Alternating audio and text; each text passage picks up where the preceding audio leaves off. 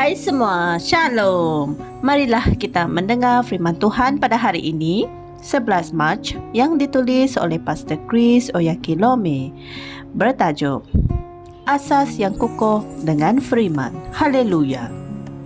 Mari kita sama-sama melihat ayat pembukaan kita dari Alkitab Kisah Para Rasul 6 ayat 4 yang berkata, tetapi kami akan terus bertekun dalam doa dan pelayanan firman. Amin.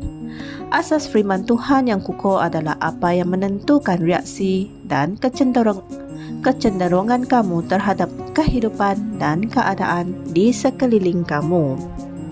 Fikirkan tentang kejadian yang berlaku di dunia beberapa bulan yang lepas.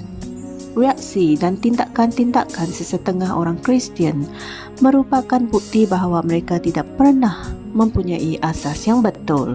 Sebilangan orang menjadi patah semangat sepenuhnya dan bersembunyi untuk mengasingkan diri mereka sambil mengharapkan bantuan dan bimbingan dari pemimpin-pemimpin kerajaan. Mereka berasa takut dengan perkara yang sama yang telah menakutkan dunia itu. Hal tersebut tidak sepatutnya berlaku. Gereja, jemaah, bukanlah satu kumpulan pengecut. Kita adalah para askar. Kita bertahan untuk Kristus. Bagaimana seorang umat Kristian boleh menjadi takut dengan virus setelah Yesus berkata dalam Lukas 10 ayat 19, lihatlah, aku memberikan kuasa kepada kamu untuk memijak ular dan kalajengking, serta kuasa atas segala kekuatan musuh, dan tidak ada sesuatu pun dapat mencederakan kamu. Amin. Ini adalah pengisytiharan yang berdaulat. Ianya jelas sekali. Kamu lebih berkuasa daripada apa-apa yang mencederakan atau yang mengikat kamu. Tidak dapat dijangkiti. Amin. Tetapi jika kamu tidak mengetahui kebenaran ini, kamu akan merasa takut.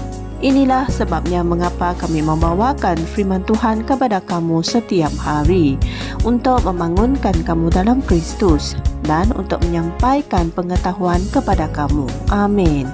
Kisah Para Rasul 20 ayat 32 mengatakan, dan sekarang, hai saudara-saudari, aku menyerahkan kamu kepada Tuhan dan kepada firman kasih karunia-Nya yang berkuasa membangunkan kamu. Sekiranya kamu dibesarkan berdasarkan asas firman Tuhan, tidak ada apa-apa yang akan membuatkan kamu goyah. Ingatlah kata-kata Yesus dalam Lukas 6 ayat 47 hingga 49 ketika dia membuat perbandingan di antara orang yang hidupnya berdasarkan firman Tuhan dengan orang yang tidak hidup berdasarkan firman Tuhan. Dia berfirman, setiap orang datang kepadaku dan mendengarkan kata-kataku serta melakukannya, aku akan menunjukkan kepadamu seperti siapakah dia itu. Dia seperti orang yang mendirikan sebuah rumah yang menggali dan dalam-dalam dan meletakkan asasnya di atas batu. Ketika datang air bah dan banjir melanda rumah itu tidak dapat digoyahkan kerana asas rumah itu dibangunkan di atas batu. Namun orang yang mendengar kata-kataku dan tidak melakukannya, dia seperti orang yang mendirikan rumah di atas tanah tanpa asas. Ketika banjir melandanya, rumah itu segera roboh dan kehancuran rumah itu sangatlah besar. Binalah asas yang kukuh untuk kehidupan kamu dengan firman Tuhan. Haleluya. Saudara-saudari semua, mari kita sama-sama membuat pengakuan ini. Aku menetapkan fikiranku pada hal-hal rohani dengan penuh kesedaran, membina asas yang mendalam dan kukuh melalui pembelajaran dan renungan yang konsisten pada firman Tuhan. Aku bertahan untuk Tuhan, seorang askar yang gagah dan berani dalam ketenteraannya pada zaman akhir ini. Ketika aku menyerahkan diri pada doa dan pada pelayanan firman, kehendak dan tujuan Tuhan dibangunkan di bumi dan di dalam hati manusia. Dalam nama Yesus. Amin.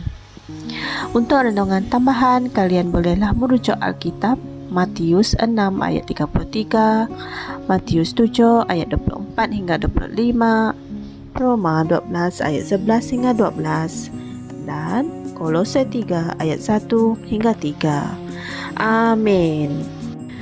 Beritakanlah Injil firman Tuhan ini kepada kawan-kawan, keluarga, jiran dan sesiapa sahaja dengan menekan butang like, share dan subscribe di YouTube channel Rhapsody Reality Malaysia. Jumpa lagi esok. Tuhan memberkati. Kami percaya saudara-saudari semua telah diberkati dengan perkongsian firman dari Rhapsody Reality. Bagi sesiapa yang ingin menjadikan Yesus Kristus sebagai Tuhan dalam kehidupanmu, kamu boleh mengucapkan doa ini bersama dengan saya. Ya Tuhan Allah, aku mempercayai Yesus Kristus, Anak Allah yang hidup dengan sepenuh hatiku. Aku percaya Dia telah mati untukku dan Allah telah membangkitkan Dia dari kematian. Aku percaya Dia hidup hari ini. Aku mengaku dengan mulutku bahwa Yesus Kristus adalah Tuhan dalam hidupku mulai dari hari ini. Melalui Dia dan di dalam nama-Nya, aku mempunyai kehidupan yang kekal. Aku telah dilahirkan semula. Terima kasih Allah kerana menyelamatkan jiwaku. Aku sekarang adalah anak Allah. Haleluya. Tahniah, sekarang kamu telah menjadi anak Allah. Untuk apa-apa sebarang pertanyaan atau untuk mendapatkan lebih banyak maklumat mengenai bagaimana untuk bertumbuh sebagai seorang Kristian, anda semua boleh hantar mesej di akaun Facebook kami atau email kami di tni.msia@gmail.com. Sekali lagi, tni.msia@gmail.com. Tuhan berkati Anda semua.